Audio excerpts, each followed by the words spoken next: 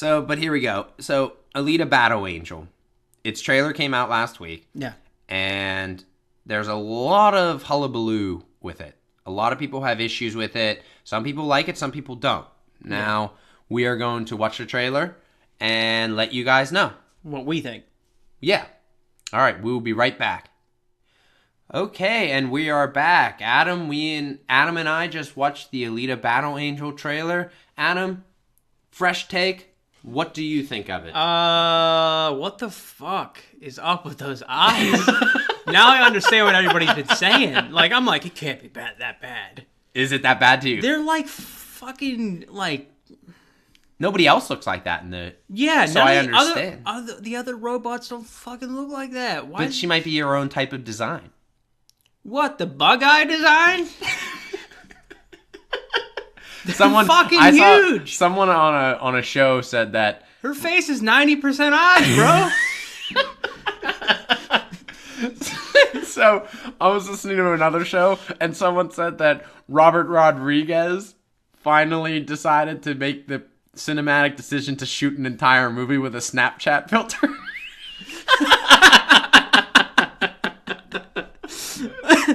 Oh, man. Do you want my opinion on it? Yeah, I guess. I like the trailer. You like the trailer? I like the trailer. I'm not willing to judge the movie yet. I really don't think they showed enough. Like, it was a pretty shitty trailer. I like the trailer. I'm excited for a trailer, too. I think that the movie looks visually awesome. I don't think it's ever a wrong thing to add talent to your movie by having Christoph Waltz in there. The eyes are weird, okay? Mm-hmm. And she looks not real. It looks like very obvious that she's not really there. Can clearly tell. Like, it's almost like when they tried to do the body double of Jeff Bridges in Tron 2, where it just was not up to par yet. I call it like the Uncanny Valley effect. I think that is what it is. You could tell that the face isn't real or something like that. Yeah, I think that is exactly what it's called, the Uncanny Valley. You can clearly tell that the Alita is not real. But like all the other things look really cool. Like they have that really cool scene.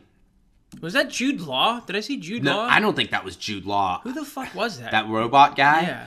He's very familiar to me. Let me see if I can pull up a name real quick. Because there's that really, really cool scene. Ed Skrein. That's his name. Skrein. He's the bad guy in Deadpool. Oh. Samson. Yeah, okay. That's him. I knew he looked familiar. You have him. He's super talented. Jennifer Connelly is in there. She's talented. Mahershala Ali or whatever his name is. What was the last thing that Jennifer Connelly was even in? Nothing starring role wise. For a long time. Ass to Ass in Requiem for a Dream. But there's a great scene in there. I just thought it was like, that is badass. Is when the one robot grabs her by the throat and she just kind of like goes underneath him and like slams his head down. It might be good. I'll go see it with you. It looks kind of Ghost in the Shell-ish. And we didn't hate Ghost in the Shell. No, we didn't. But we left kind of underwhelmed. We're like, this isn't terrible, but it's not great either. It's like I'd rather watch the anime, Now, as I said, there's never a bad thing to add talent into this. And so, as I said, you got Christoph Waltz, you got Jennifer Connelly, Ed Skrein, and then you got Mahershala Ali, the Cottonmouth from Luke Cage, and just won an Oscar for Moonlighting. Holy fuck! Moonlight.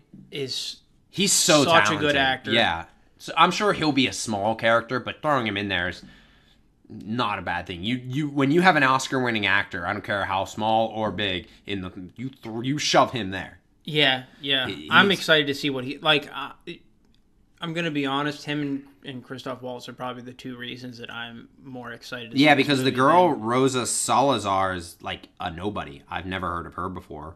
I don't even know what she's been in. She's been in nothing like. She's been in the Insurgent movies, the Maze Runner, and the fucking Chips movie. It's so basically nothing. She's nothing. Yeah, she's nothing. Now it comes out in 2018 on July 20th. So I'm kind of curious. I'm not familiar with Alita Battle Angel, the anime. I'm telling you right now. You know how we did Spider-Man for my birthday? We're not doing this my birthday movie. No, I would. Is that when your birthday is? No, it's in July. Oh. But I mean, like, I'm not. That's different. I know you like Spider-Man. Yeah. And you were excited for that. No, Alita Battle Angel will be like a Tuesday night type of movie, I would assume. Unless the reviews are amazing. I'll go see it the weekend of, if it's that amazing. Now, as I said, I'm not very familiar with the Alita Battle Angel anime. I might check it out. I'm not super familiar with it either. I might start I know that looking. It's relatively popular, but If it's on Hulu or something, I might give it a chance, see if I like it. Because it does have a real big cult following. I'm surprised that you're not, because I thought I always heard, like, people really... you like those, like, culty animes. Like Berserk and shit like Berserk that. and Jinro and shit like that. Jinro, so good. Yeah, I don't know. I usually, like, when the problem with animes is, you know where I'm going with this. Like, they always over-sexualize female characters. And that usually causes me to just avoid the anime at all costs. I understand that. Apparently, though, one of the producers is James Cameron, and he has been... I mean... I forget. There's a podcaster named John Campea who quotes, "It's never a good bet to be in the anti-James Cameron like betting. Yeah, It's never a good idea to bet against James Cameron. Yeah. Now he's just a producer. He's not directing. If he was directing, I'd be all about this movie 100%. I'd guarantee that this movie's gonna be great. I think I remember us discussing this.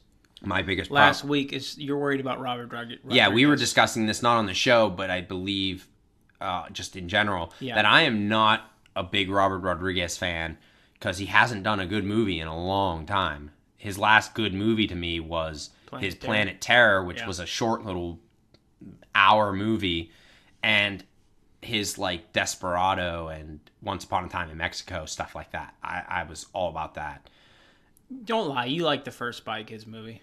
I like the first two Spy Kids movies. I'm not going to disagree with it, but that was a long time ago. Yeah. And I just think that Robert Rodriguez, because he also did that Predators movie, which I thought was awful. And you don't like Machete either. No, I do not. Kills. I should love Machete, but I don't. Machete, I don't. I do not like Machete. Not good films. And Robert Rodriguez he's a talented director, but he just has not impressed me recently, and so I get worried about him directing something this big.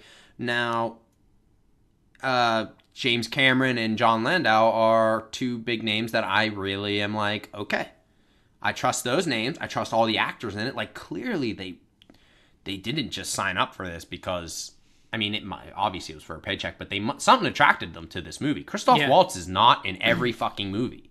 He could be because he's so talented, but I mean. He did that Green Hornet movie, and I'm not gonna lie, I didn't hate the Green Hornet, and I thought the one with Seth Rogen. Yeah, it was okay. I thought it was actually an okay movie. Yeah, a lot of people shit on it. That guy was in something else too. What was that guy in? Christoph Waltz? No, the sidekick in Keto or something like that. Yeah. Fuck. What was the name of the movie though? It's like Shaolin Soccer, but it's basketball. It's such a good movie. It's such a good movie. I can't remember the name of it. Hold on, I'll look it up. This is the great thing about having the computer in front of you in the podcast is that you can actually look up the actors and stuff like that. Yeah. Oh man, I'm glad that you actually don't hate that Green Hornet movie because I think a lot of people hate that fucking movie, and I really didn't think it was that bad. Christoph Waltz was the best character in it for sure. I have no sentimentality for the Green Hornet at all. Like, that's way before my time. I'm not. Oh, I know. I'm not trying to pretend like I care about the Green Hornet. So maybe I only remember the Green Hornet because for the TV show that Bruce Lee. Like I remember buying like really really old DVD copies of like serials from Green Hornet because you want to see Bruce Lee. Yeah, because Bruce Lee was Kiddo, I think was his name. Let me see. Filmography. You don't know what it was called? I don't remember. It was, I think it was made in 2008 or 2007. Kung Fu Dunk. That's what it's called, Kung Fu Dunk. Kung Fu Dunk. That movie is fucking great. I love that movie. Yeah. Kung Fu Dunk. What a name. Yeah. That's great. Have you ever seen Kato. No. Oh my god, you need to see Kung Fu Dunk. I'll look into it. If you like Shaolin Soccer, I love Shaolin Soccer. or Kung Fu Hustle or anything like that, it's in that same vein. I love Kung Fu Hustle. Yeah. That's such a good movie. I'm still waiting for 2, Sony. But, yeah. We're going to be waiting until we die. Kato. Kato is his name, so I don't... Yeah. I was saying, like, Kiddo. Kiddo, yeah. Kiddo is Kill Bill. I knew it was one of those. Kato. But, yeah. So, Alita Battle Angel, I'm definitely curious. Definitely curious about the movie because it looks like it'd be up my alley. You know, it looks really good for... Maybe this will finally be an anime adaptation that actually works, because I thought that if this does not work, if this flops, don't expect to see any more anime adaptations for at least 5 years. Don't expect it. Because Ghost in the Shell pretty much, I think, killed Akira from being made because it bombed. And this was already in production whenever Ghost in the Shell came out. An American-made Akira movie would have fucking sucked ass. If you heard what they were planning to do with it... I did. I thought it sounded terrible, but it killed, Ghost in the Shell killed that, for sure. Good. I just another reason for me to like Ghost in the Shell. Do you know what this may not be a popular opinion. I don't really like Akira that much. Akira. I think that's how you pronounce it. I don't really like Akira that much. I mean, I like the animated version, but if you ever read what they were planning to do with the live action version, it looked awful. They were like gonna Americanize the shit out of it, and it sounded fucking terrible. Yeah, it looked awful. It sounded terrible, but I mean, to be honest, I don't like the movie that much. I don't like the animated movie that much. I'll tell you that I feel like a lot of things that are like that have that cult following kind of do suffer from being overrated. Yeah, like a lot. It's good. I like it. Yeah, like it seemed to be back in like the early 2000s, whenever anime was like really getting the boom from like Toonami. I feel like you had two sides of like a war. It was either Ghost in the Shell or Akira, and I feel like I was on the Ghost in the Shell tour. I feel like you'd be more on the Akira side, just from that from the style and the attitude. Well, like you know, one of my favorite like Japanese animated films is like a film called Magnetic Rose, which is like 40 minutes long. I don't think I've ever known that. Have you ever seen it? No. Oh my god, it's such a good film. I'll look into it. I have it if you want to. I might need to do that.